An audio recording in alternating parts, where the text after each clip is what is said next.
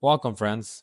In today's video, we'll be going over smoke shutdown using one of these here, a smoke detector. Now, why are these important? Well, when you look at a package unit, right, simply put, you have the return and the supply. This one's sucking air in and then pushing it out. But let's say in the occupied area, you have a fire and smoke starts to build up.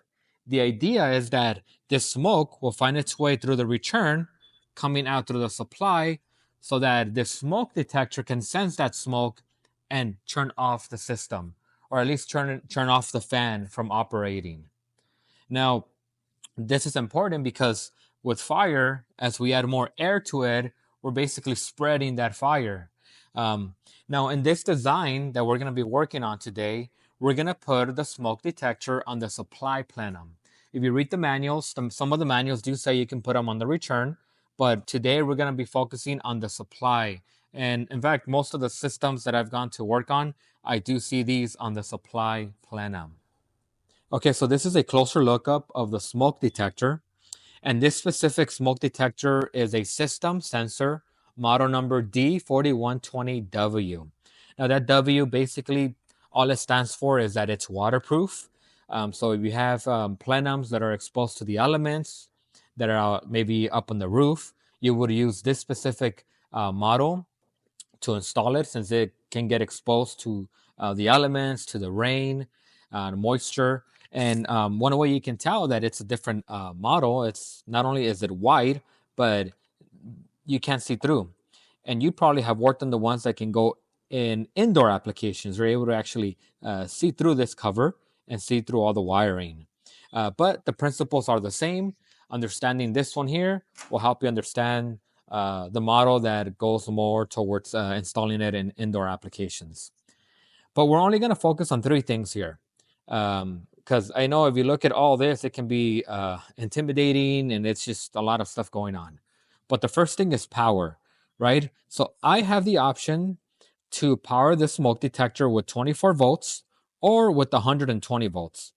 I decided that I'm gonna power it up with 24 volts. It's one or the other. You can't do both. So I'm gonna do 24 volts. Now, if you read the manual does say you're supposed to power this with an external 24 volts power source. And what does that mean? Well, you can't not use, according to the manual, the package unit, the system's 24 volts. You know, the system powers up your thermostat with 24 volts, sends 24 volts to your contactor coil. They're saying you cannot use the same 24 volt source coming from the system to power up this duct smoke detector. So I do have an isolated transformer powering the smoke detector. Now, can you use the system's 24 volts? I've tried it and it works, but I'm sure when it comes to inspection and the inspector finding out if you've done things right, I mean, just to play it safe, you could just install an isolated transformer just to power the smoke detector. But I have tried it with the system's 24 volt source, and it does work as well. So one is power. The other one we're going to focus on is this one here, aux A. And this is my comment to both. Normally open, normally closed. We'll go over a little bit more into that right now. And then the other one is your dip switches. So your dip switches, that's all there are. They are. They're just switches. And these switches you can manipulate. So I'm going to show you right now how to do that. So let's get a closer look up. So these are just switches. You can use a pocket screwdriver with the flathead rather, and then you can either flip it up or flip it down. So for example, this first one here, you see how it's up? I'm gonna go ahead and flip it down. You see now it's flipped it down. So if you get in there right on top, there's a little label that says on. So all these switches that are on the upward position, they are on the on position. If they're switched to the bottom, like this first one, they are on the off position. So I'm gonna go ahead and put that back up. Okay. So that's gonna be important right now. Now, the last thing with this here is going to be your sensor. So a lot of the times you have to do maintenance on these. And so all you're doing is just going counterclockwise and then pulling it out. And this is your sensor. And a lot of the times you have to clean it, right, with a special cleaning product to make sure that it's clean. And then, you can simply just put it back. You can see these wires here. So the two yellow, the black, and the red. So those you're really not going to mess with. They already come installed. So, but when putting it back though, you want to make sure that it's going to fit in pretty flush. So you're looking for um, that spot where it's gonna go in, and you gotta be patient with these things. This is the one thing you do not want to mess up. So you see, there we go, one in, and then to the right. So that's locked. So those four wires that I had mentioned, the two yellow and the black and the red, go right there. So for this specific application, we're only using one sensor, not two. We're just using one. You see, because this is blank. Okay, so this is probably not the best example of a smoke detector install, but I just did it so you guys can get the gist of it. But let's go back here. So this here is my supply plenum. That is my return. So this is my supply, and we did say we were going to install it on the supply. So this specific detector, as I had mentioned earlier, this is meant for outdoor applications. So of course, the holes that you have to make into the plenum, all the fittings have to be waterproof. But this is what you have behind it. You have two tubings here, right? So this is my exhaust tubing, and this is my they call it a sample tube, but you can think of it as a supply tubing. Supply exhaust, supply exhaust. So what is going on with these tubings? Why are these important? And why is the size important as well? Well, this exhaust, when you buy the kit, it comes with this exhaust for the most part. It's about 3 inches long. This tubing here, though, this one you're supposed to buy it according to the size that you need. So, for example, you see this tubing here, and this is a conduit, right? But just pretend these black the marker, the little circles, they're holes. They're actual holes, right? So these are actual holes. But you see, this is the right size for this application because it covers the whole width of the plenum. But let's say I were to have gotten one that was like half the size.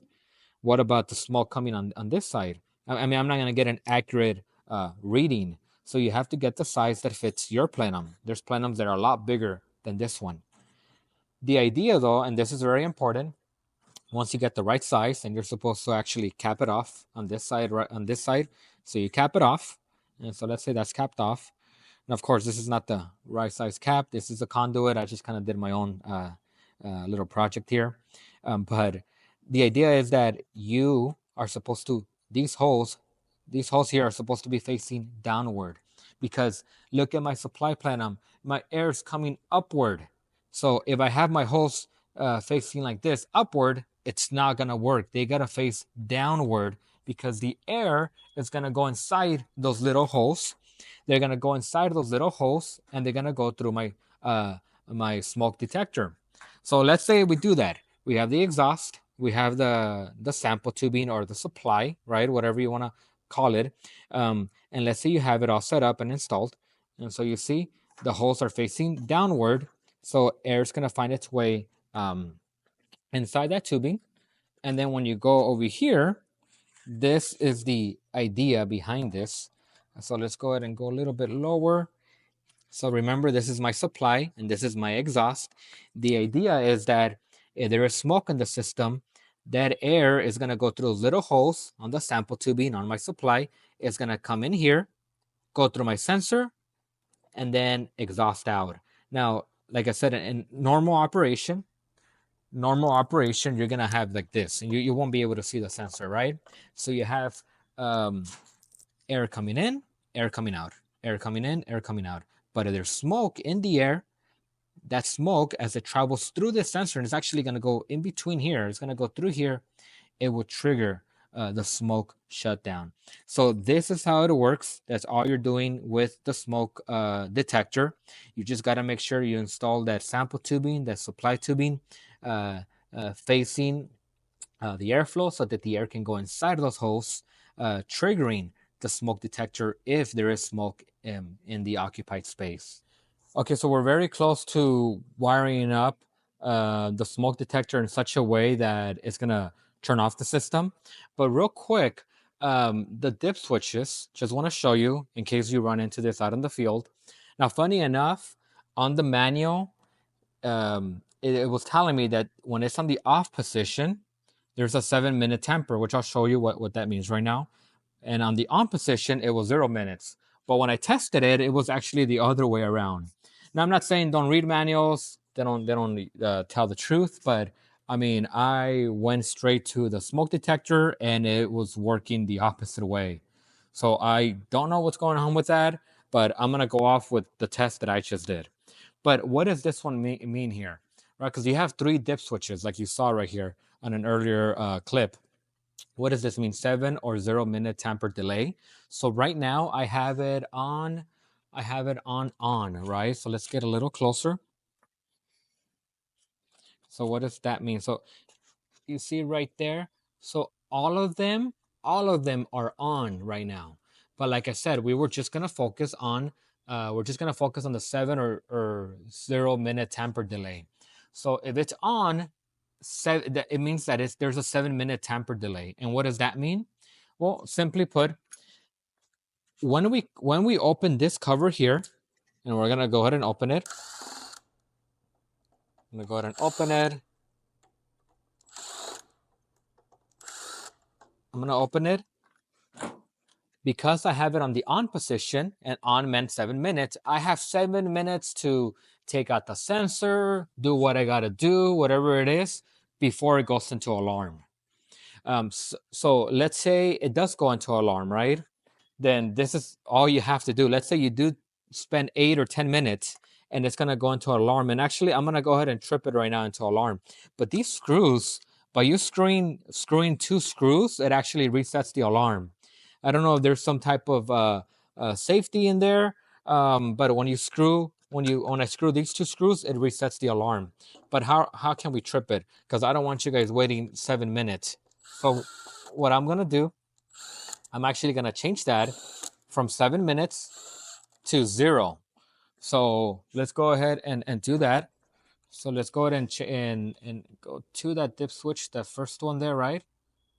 And it actually tells you down here, right, what they mean. But I'm gonna go to the off.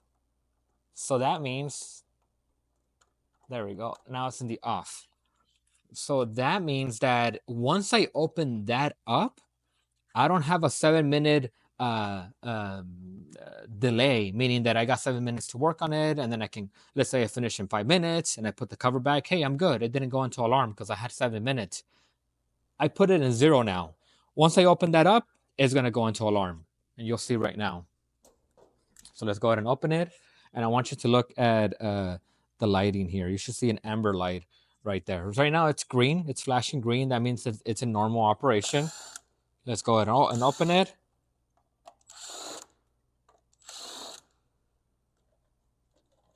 Okay, you see right there, you got an orange or amber light. It just tripped because there is a 0-minute tamper delay. I didn't give myself a tamper delay of 7 minutes. Right away, I just tripped it by messing with this, tampering with it. And a lot of inspectors, they want you to have it at 0 minutes so that if anyone opens this up, it's gonna go into alarm. So you'll see though, once I put the cover back, it will reset. So you see right now it's red and it's gonna go green. So let me go ahead and put this back. And look, I want you to look right there. Look at that light right there. I'm gonna put these screws back.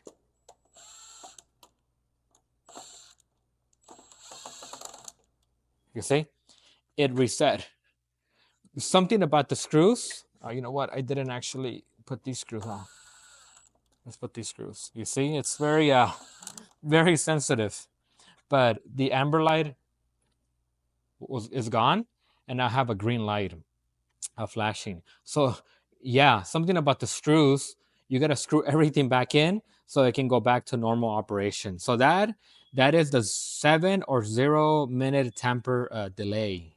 The second one here, 1 or 2 sensors, off equals 2, on equals 1. That one's simple, super simple on that one. So how many sensors do we have? how many of these do we have? So I'm gonna go ahead and open it, and I still have it on the 0-minute tamper delay. So yes, it's gonna trip right now. So how many of those sensors do I have? And it's very important that the dip switches, that you do those correctly in the beginning, because later it is gonna be a headache seeing how the system's not working and you're having issues. So I'm just trying to take care of that right now. So how many of these do I have right now? Right, I have one, and that's it. That's all I have. I don't have two. So there are certain applications where they'll have two of these. So what you do is, you see these four wires right here. It says sensor. You could probably see it like that. You see sensor one. So if you were to have another sensor, right, coming out, going to another of these enclosures, and it'll look like this, but it'll have a separate sensor. Then you will put two sensors. But because we only have one, I have it on the on position. So that one's simple. I only have one sensor. I have it on the on position, which equals one sensor. Okay, so out of these three, this one's the most important one. Now, I'm not saying these two are not important, but this one here is important. You have it on the right setting. So this third one has to do, the dip switch has to do with trouble shutdown.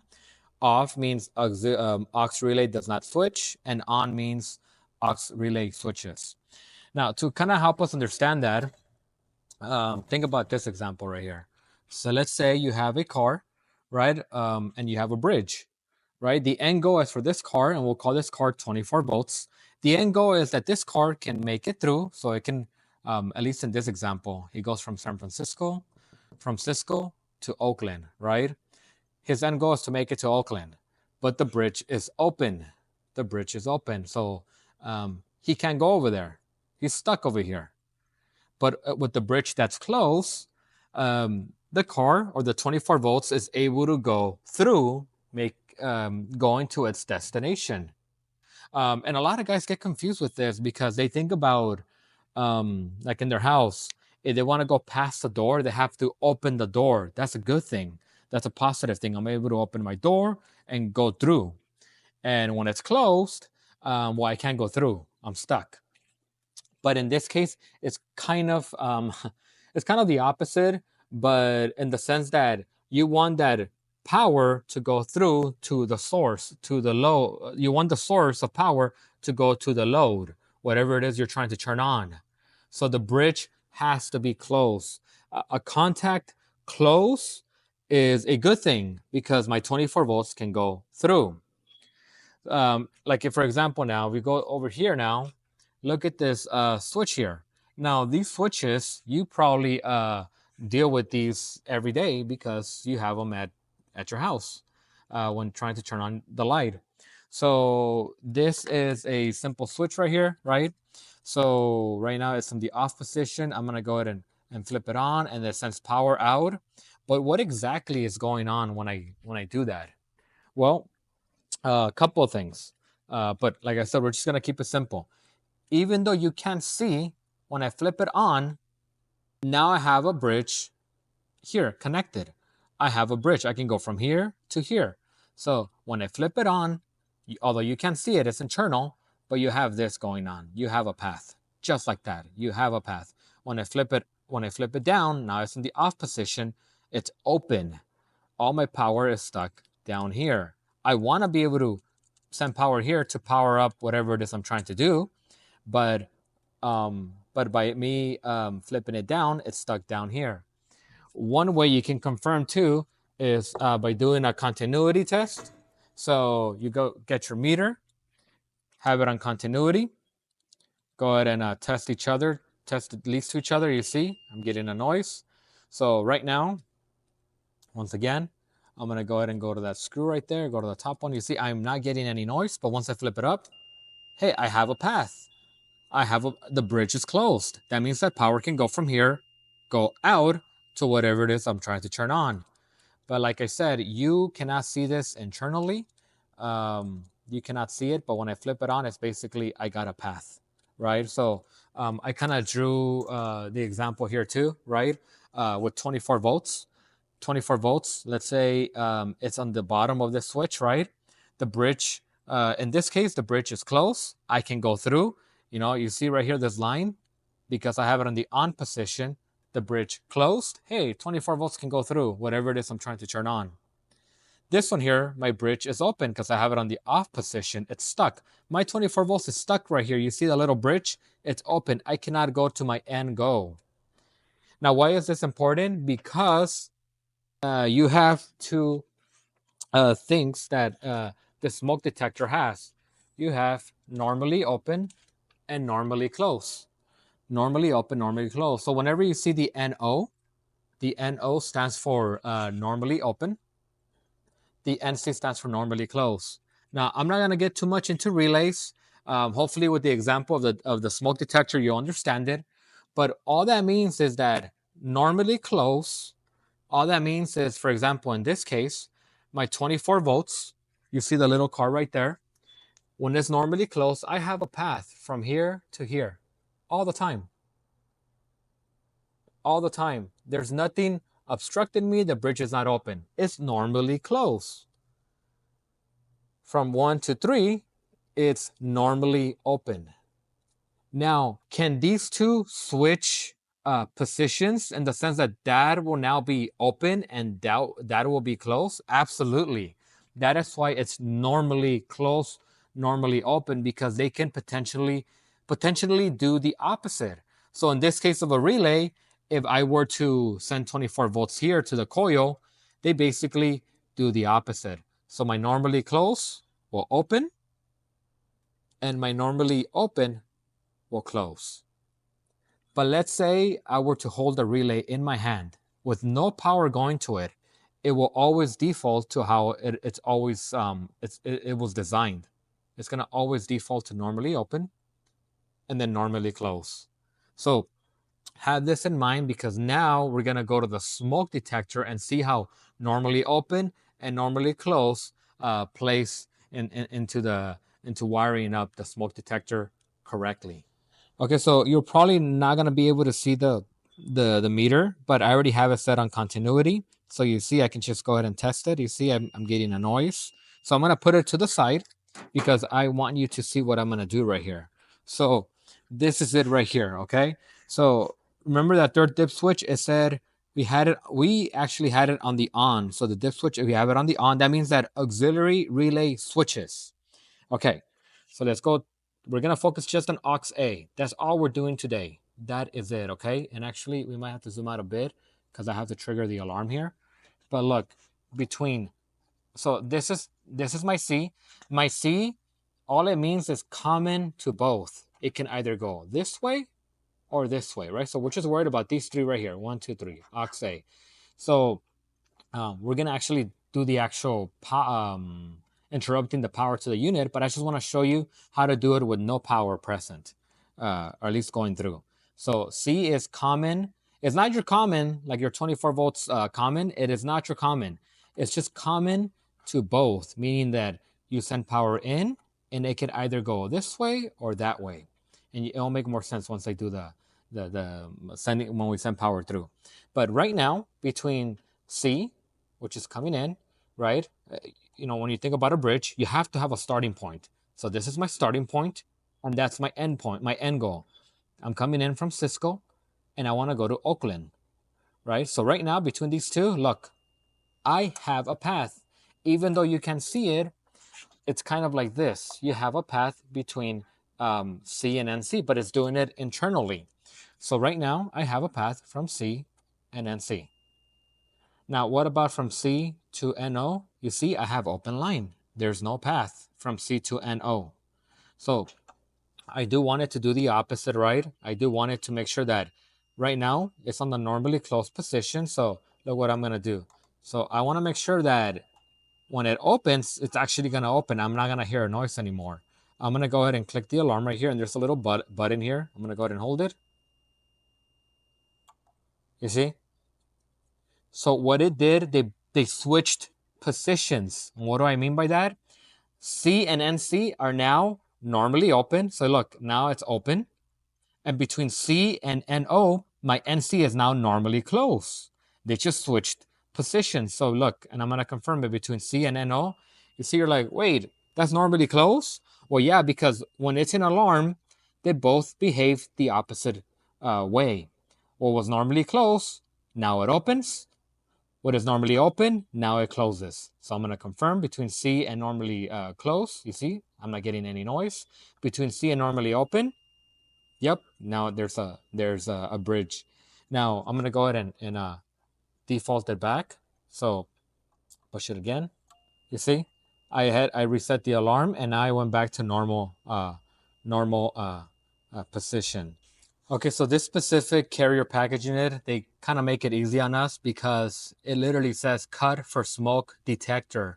So before I cut the little jumper it had, this is kind of what it looked like. You see, it's like a little solder jumper, so you're able to cut that. So in this case, I did cut it. And so this one's important to have a continuous path because this is your 24 volts. And we can confirm that, right? So right now, if you go to my thermostat, you see we got power. If I go back here to the jumper and I disconnect this, I disconnected it.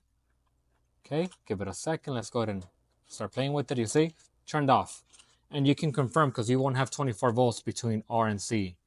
So let's go ahead and put that back. And the way this one works is, as we know, your transformer is the source of your 24 volts. So you got your transformer sending 24 volts out into this plug right here.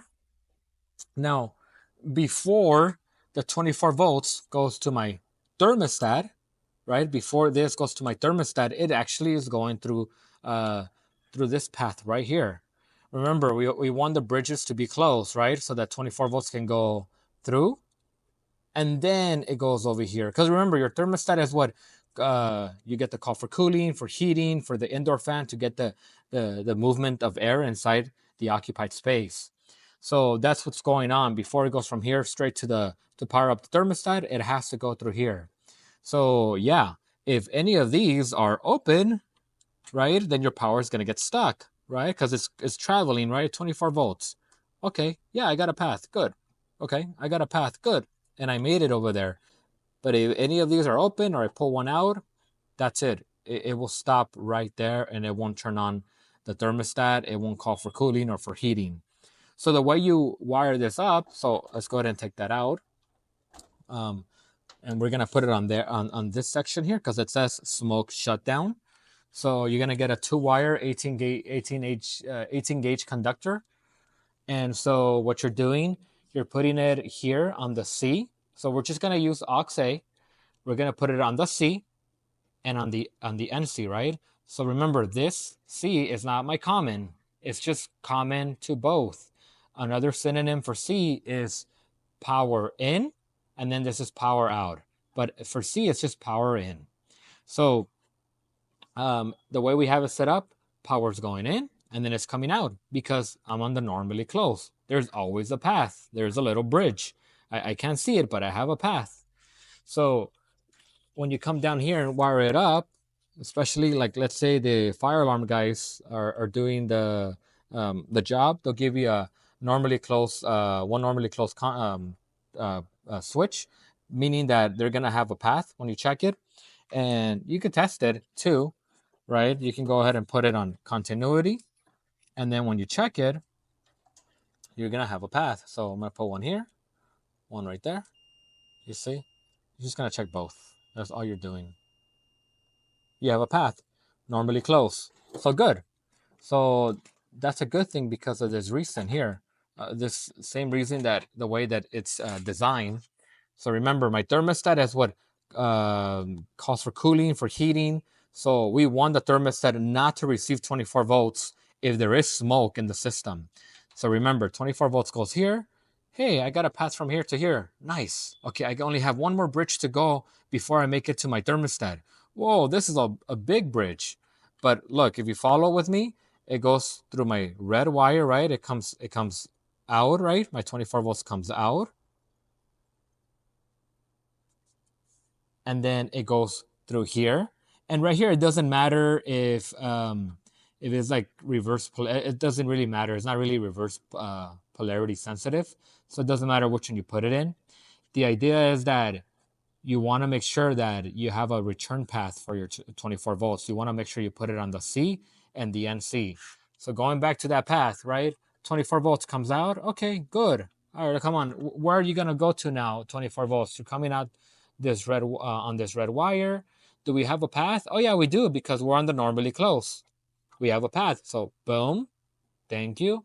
And then if you follow it down, you have a path from here all the way to the white one, because it was on my normally close. It's just like having a little jumper. That's how you can think of it. It's just a long jumper because it's going all the way to my smoke detector.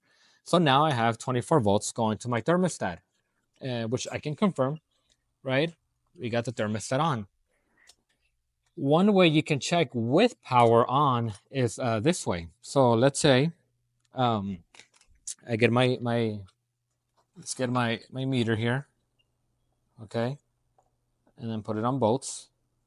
So if it's closed, that means that the bridge is closed, meaning I have a path. I'm gonna read 0 volts, and a lot of guys get confused with this because they're like, wait, I thought you were supposed to read 24 volts, because you have power, but you just have your power's just coming in and coming out. You're just checking the same line. It's the same thing like this. You see right here, I actually nicked the wire right here. So I exposed here and here. So I'm gonna go ahead and zoom out so you can see. You see the 0 volts right now.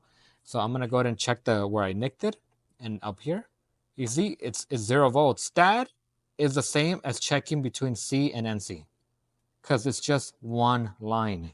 It's just one line. It's the same as doing this too. I have one line. You see, there is a path.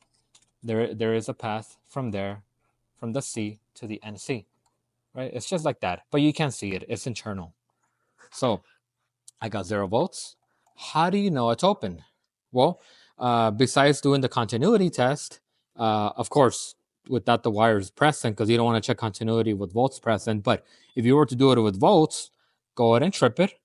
Go ahead and go to the alarm, and there's a little button here on the bottom. Press that, hold it, tripped it.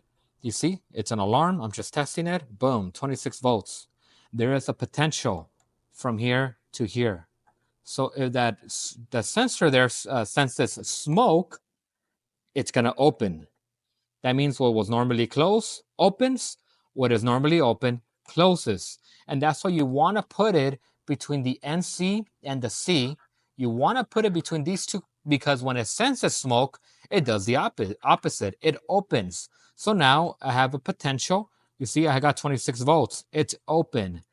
And I can confirm that because when I go to my thermostat, is my thermostat on? It's not on, it's off. But once I reset it back, you see, now I have a path. I have 0 volts, but I go to my thermostat and I got power on. So once again, you're looking for that smoke shutdown. You're cutting that jumper. You're getting the 2 wires, putting it there.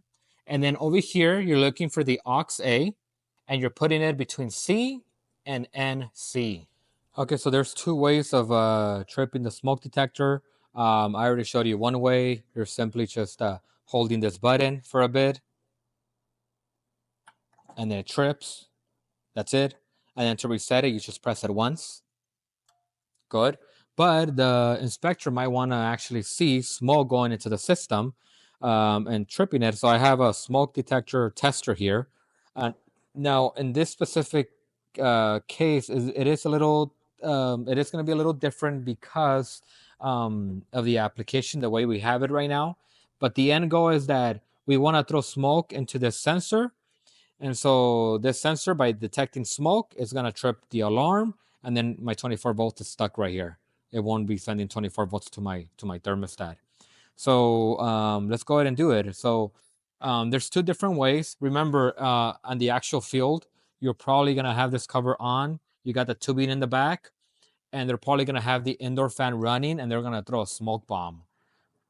And then it's going to detect it because it's going to go through here, go through the sensor, through there. But in this case, well, I just want to show you because it's not installed. I don't have the tubing, but I just want to show you that the smoke will trip it, and maybe the inspector, whoever it is you're working with, might be okay with this. But just follow whatever it is that they ask you to do. But this is a good one. This one worked for me. I already tried it earlier, but let's go ahead and try it now. Let's go ahead and what you're doing, you're throwing that smoke inside the sensor here. Inside, you're not gonna hit it. You're not gonna just spray this. You're gonna go inside. So you're gonna spray inside.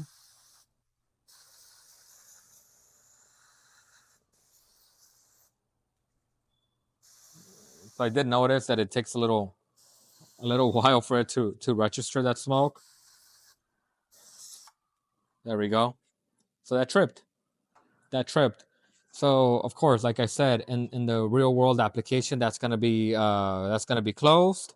It's gonna be getting the smoke through the tubing in the back. It's gonna exhaust, but as there's smoke in the air, it's gonna trip that because the smoke's gonna go through the sensor. So you see now it's tripped. It's doing its job. It sends smoke, so then it's gonna turn off the unit. It won't send 24 volts to your thermostat. So the way we reset that simply is just pressing that button, and now it's reset. So right now it's doing like a green and yellow because it's like, wait, let me actually make sure I'm okay. Just give me a second. Let me make sure. So you're not out of the woods yet in having the system work. You see, so there might still be some smoke residue here. So you just got to be a little patient. Of course, I don't have an indoor fan running through this. I'm sure it would have cleared it out a lot faster. Let's see if that just kind of gets the smoke out. Let's give it a second. And of course, you don't have to blow on that too. I just did it just so you guys can see, right? But you see, it cleared the code. Now it's just flashing green. Now it's back to normal operation. So that's the way you do it. Like I said, you can do it by taking this out and spraying it, doing it through the back. But I think in the end, the actual testing of a system, you kind of throw a smoke bomb through the plenum and have that smoke going through the sensor, and it will trip the smoke shutdown, and your 24 volts is gonna get stuck on this side, not sending 24 volts to your thermostat. So I did forget to mention on the previous clip that there is a way to reset this so that your alarm is cleared. So one way was this way, right? You just click it and you see we're on the cleared. But let's say it does trip. So let's go ahead and hold that. And tripped. You can use a magnet. Now, I'm gonna be honest. I got these magnets from a store, and I thought this was gonna work. And so what I did, it even tells you, right, magnet test. So you see magnet test there. So the idea is that you put the magnets here, somewhere here, and it should reset, but it didn't work. And why didn't it work? Because you're supposed to get the magnets that it asks for. So if you go into the model, into the manual for this model, D4120, there is a magnet that you're supposed to buy separately. And it was somewhat expensive, but you're simply using that magnet, and wherever it tells you to put a magnet test, you just put it there. And it's kind of a chunky magnet, pretty thick. You put it there, and it'll reset the alarm. But if you don't have that magnet, and let's say you do trip it with the smoke bomb, or you trip it right using a smoke detector test, like that spray you guys saw earlier, all you have to do to reset it is just press the button here once, and it resets. Another important thing is, let's say you have two package units feeding the same building. Two package units feeding the same building. And let's say each unit has one of these, a smoke detector for this unit, and unit number two has another smoke detector. You want to do it so that if number two unit, it senses smoke and it trips, it will also turn off this unit too, unit number one, because both units are feeding the same building. Now, you could do it in a way where for aux A, you have unit one 24 volts coming in, coming out for this unit, and then you run 2-wire conductors all the way to unit number 2, going to aux B. Can you do that? You can. But the way that another way of doing it is this way. So the most you can have in a system, or in a way that one unit can trip another unit, the most you can have are 50 of these devices. But all you're doing is, so have in mind, I did disconnect these right now just to show you the example. Normally you would obviously have the 2 wires here to interrupt 24 volts, but just to show you the example. So let's say you have this smoke detector for unit number 1 and smoke detector for unit number 2. Both would have the wires here, right? So you can interrupt the 24 volts. You have isolated 24 volts powering up the smoke detector. All you're doing, so that if that trips, this unit trips, or if this unit trips, it will trip that unit.